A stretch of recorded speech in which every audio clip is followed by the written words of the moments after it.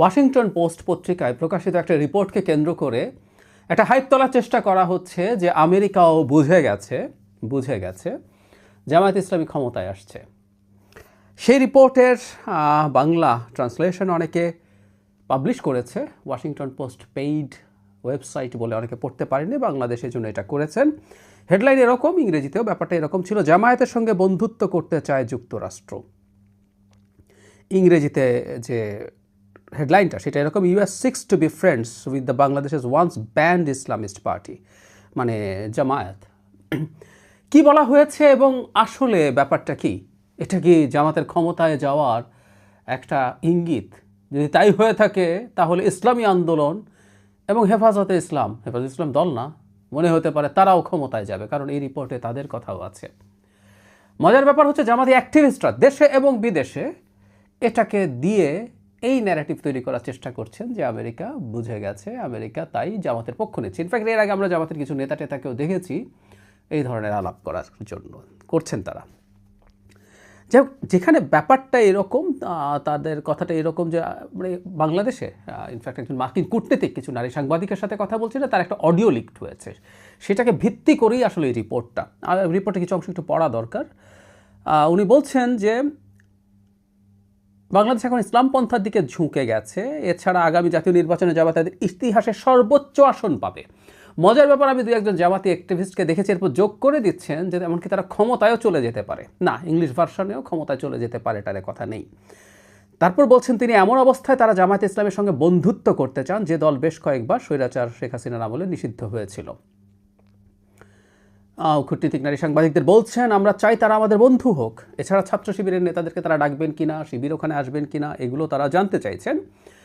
এরপর তিনি বলছেন জামায়াত নির্বাচিত হতে পারলে বাংলাদেশের শরিয়া আইন চালু করবেন। আমি ঠিক জানি না জামায়াত গিয়ে কানে কানে বলে এসছে কিনা মার্কিন এম্বাসির লোকজনকে, কারণ এই রিপোর্টেই আছে ওয়াশিংটনে 4 বার বৈঠক হয়েছে জামাতের সাথে মার্কিন কূটনীতিকদের, এবং বাংলাদেশেও বেশ কয়েকবার হয়েছে। এটা মানে বাংলাদেশে যে মানে কূটনীতিকরা আছেন মার্কিন দূতাবাসের, তারাই স্বীকার করেছেন স্পষ্টভাবে।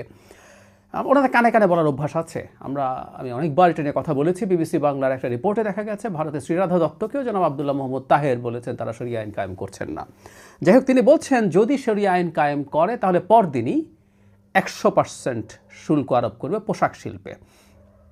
তারপর তিনি বলছেন তারা শুধু জামায়াত না, হেফাজতে ইসলাম এবং ইসলামী আন্দোলন বাংলাদেশের সঙ্গেও হয়তো যোগাযোগ করবেন। তিনি বলেন আমরা চাই তারা আমাদের বন্ধু হোক, কারণ আমরা চাই আমাদের কাছে এমন সুযোগ থাকবে আমরা ফোন দিয়ে বলবো আমরা কিন্তু যা বলেছি সেভাবে ব্যবস্থা নেবে, এটা শরিয়া আইন প্রসঙ্গে। এবং তিনি বলছেন বাংলাদেশে এটা সম্ভব না, বাংলাদেশের অর্থনীতি পুরো পোশাক শিল্প ডিপেন্ডেন্ট এবং এর 20% রপ্তানি নির্ভর করে পোশাক শিল্পের ওপর। এমনকি খুব ইন্টারেস্টিংলি তিনি বলছেন যদি বাংলাদেশের নারীদের বলে 5 ঘন্টার বেশি কাজ করতে পারবেন না, তাদের বের করে দেয় এবং শরিয়া আইন চালু করে, যুক্তরাষ্ট্র পোশাকের আর কোনো অর্ডার নেওয়া হবে না, অর্ডার না নিলে কোনো অর্থনীতিও থাকবে না। তিনি বলছেন জামাত শরিয়া আইন করবে না, তারা বাংলাদেশে অনেকে ভার্সিটিতে পড়ে ইত্যাদি ইত্যাদি। বাংলাদেশের যে কূটনীতিক মানে এম্বাসি আছে তারা এটা স্বীকার করেছে, কিন্তু এগুলো পাবলিক হওয়ার কথা ছিল না। তার মানে ওখানে বসে কেউ এটা রেকর্ড করে পাবলিশ করে দিয়েছেন। জামাতও এটার ব্যাপারে তেমন কোনো মতামত দেয়নি। এর মধ্যে একটা কথা একটু আমার কাছে, আমি আসবো মূল ব্যাপারে, এটা দেখে আমরা আসলে কী বুঝবো। তার আগে মাইকেল কুগেলম্যানের সাথে কথা বলা হয়েছে। এই ভদ্রলোক সাউথ এশিয়া নিয়ে কথাবার্তা বলেন। তিনি বলছেন ভারত এটা পছন্দ করবে না, কারণ ভারত জামাত ক্ষমতায় আসুক বা এম্পাওয়ার্ড হোক, এটা তাদের আপত্তি আছে, কারণ জামাতের সাথে পাকিস্তানের সংশ্লেষ আছে খুব ভালোভাবে, তাই দুই দিকে সে বিপদে পড়বে বা ঝামেলায় পড়বে, এটা সে নিতে চায় না। আমি আবার এই ব্যাপারটাকে এভাবে মনে করি না। কুগেলম্যানের অনেক ব্যাখ্যাই আমি এই অঞ্চলের বাস্তবতা নিরিখে হয় না বলে মনে করি। বিজেপি যদি ক্ষমতায় থাকে, জামাতের এম্পাওয়ার্ড হওয়া বিজেপির রাজনীতিকে অনেক শক্তিশালী করে। তার স্ট্র্যাটেজিক কিছু সিকিউরিটির কিছু সমস্যা হলেও হতে পারে, কিন্তু তার রাজনীতি টিকে যাবে। এক পাশে পাকিস্তান আর এক পাশে বাংলাদেশ, এবং যদি জামাত ক্ষমতায় চলে যায় বা অন্য ইসলামিস্ট দল নিয়ে তারা যদি খুবই শক্তিশালী হয়ে ওঠে, তারা তাদের যে ডোমেস্টিক ন্যারেটিভ, যে এখানে উগ্র ইসলামপন্থা জঙ্গিবাদ মাথাচাড়া দিয়েছে, বিজেপির কাছে তো মুসলিম মানেই জঙ্গি, সো ওরা উগ্রবাদী বলে, তো সেটা যদি হয় তাহলে তার রাজনীতি অনেক ভালো হবে। সত্যিকার অর্থে সে মুখে এটাকে ডিনাউন্স করার চেষ্টা করবে, কিন্তু তার জন্য এটা ভালো হবে। সেই কারণে আমরা এই আশঙ্কাও করি আগামী নির্বাচনে আওয়ামী লীগ কেন্দ্রীয়ভাবে ভারতের সাথে পরামর্শক্রমে আওয়ামী লীগের লোকজনকে জামাতে ভোট দিতে বলতেও পারে। এটা খুব ইলজিক্যাল না কোনোভাবেই। যাই হোক, এই রিপোর্ট দিয়ে আসলে কী বুঝলাম, মানে আমেরিকা কি বুঝে গেছে জামাত ক্ষমতায় যাবে? মোটেও না। ইনফ্যাক্ট মাঝে কিছুদিন জামাতের সাথে আমেরিকার যোগাযোগের হয়তো খানিকটা সমস্যা হয়েছিল 9/11-এর পর, যখন সন্ত্রাসের বিরুদ্ধে যুদ্ধ হয়েছে সো কল্ড। এমনকি বিএনপির সাথে জামাতের জোট বিএনপিকে দীর্ঘ সময় কোণঠাসায় এসে গেছিল এবং বিএনপি এই ভুল সিদ্ধান্তটা থেকে বেরিয়ে আসতে অনেক বেশি সময় নিয়ে ফেলেছিল। তার আগে আমেরিকা র্যাদার জামায়াতে ইসলামীকে বেশ পেট্রোনাইজ করতো একটা কারণে। তারা মনে করতো যে ইসলামী দেশগুলো বা মুসলিম প্রধান দেশগুলোতে ইসলামী রাজনীতি মানে কনস্টিটিউশনাল ইসলামী রাজনীতির একটা জায়গা থাকা দরকার। তাতে লোকজন জিহাদি হয়ে উঠবে না, লোকজন খেলাফত কায়েম করতে চাইবে না বা ইসলামী বিপ্লব করতে চাইবে না। তার যদি গণতান্ত্রিক স্পেস থাকে, এর মাধ্যমে যদি সে নির্বাচন করতে পারে কিছু কিছু ইসলামী কম্পোনেন্ট নিয়ে, সেই চিন্তার মানুষগুলোকে এই দল আশ্রয় দেবে। সেই কারণে জামাতকে র্যাদার তারা নানাভাবে পেট্রোনাইজ করেছে এবং ইসলামিক মানে মুসলিম দেশগুলোতে শোকেস করার চেষ্টা করেছে। সুতরাং জামাতের সাথে আমেরিকার যোগাযোগ মোটেও নতুন কিছু না। তার চাইতে জরুরি কথাটা হচ্ছে আওয়ামী লীগের অবর্তমানে জামায়াত এম্পাওয়ার্ড হয়ে উঠছে তুলনামূলকভাবে আগের তুলনায়। তারা আগের চেয়ে বেশি আসন পাবে, এটা তো ফ্যাক্ট, এর মধ্যে ভুলের কিছু নাই। কিন্তু ক্ষমতায় যাবে বলেই যোগাযোগ করছে তা না। যে দলটা প্রধান হয়ে হচ্ছে, গুরুত্বপূর্ণ হয়ে উঠছে, তার সাথে সে এনগেজমেন্ট রাখতে চাইবে। একই সাথে সে স্পষ্টভাবে জামাতকে এটাও জানিয়ে দিতে চাইছে, এটা জনগণকেও বলতে চাইছে যে জামাতকে অন্তত তারা কোনোভাবে শরিয়া কায়েম করতে দেবে না। তার মানে জামাতের যে একটা মুখোশ এখন তৈরি হচ্ছে, আমি অনুমান করি এই মুখোশগুলো আসলে আমেরিকার এম্বাসি বা আরও অনেকের চাওয়ার পরিপ্রেক্ষিতে মুখোশটা হচ্ছে তারা বলছেন না ইসলামের কথা, শরিয়ার কথা, ভেতরে পার্সোনালি বলছেন গ্রামাঞ্চলে বা কম শিক্ষিত জায়গাগুলোতে বা যেসব জায়গায় তারা মনে করছেন কাজ করবে সেই জায়গাগুলোতে, কিন্তু প্রকাশ্যে এখনও কোনো ঘোষণা দেন নেই। এই জন্য আমি প্রায় বারবার বলি তারা শরিয়া কায়েম করবেন বা করবেন না, এই কথাটা প্রকাশ্যে ঘোষণা দিতে হবে সর্বোচ্চ কোনো নেতাকে।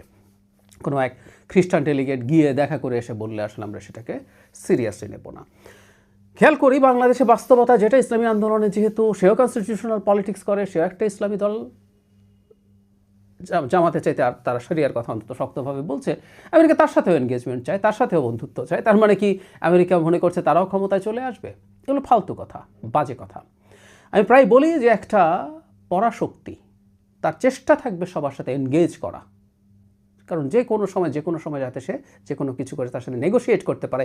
ভারতের কূটনীতিগত জামাতের আমিরের সাথে দেখা করেছে, যেটা জামাতের আমির এক সময় লুকিয়ে ফেলেছিলেন, বলেননি, পরে আবার রয়টার্সকে সেটা ফাঁস করছেন।